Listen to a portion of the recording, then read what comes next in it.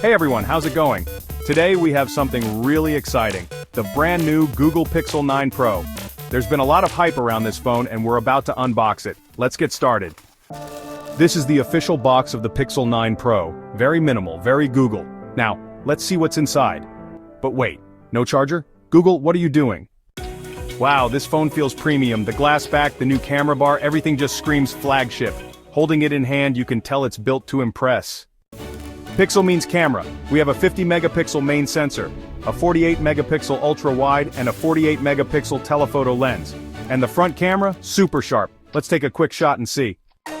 Inside, we've got the new Google Tensor G4 chipset. Whether it's gaming, multitasking, or video editing, this phone handles everything like a champ.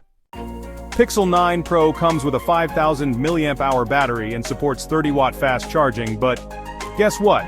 No charger in the box. Google, why are you like this? So, what do I think about the Pixel 9 Pro? The design, camera, and display are absolutely top-notch. But not including a charger is a bit disappointing. Still, if you're a Pixel fan, this phone is a must-have.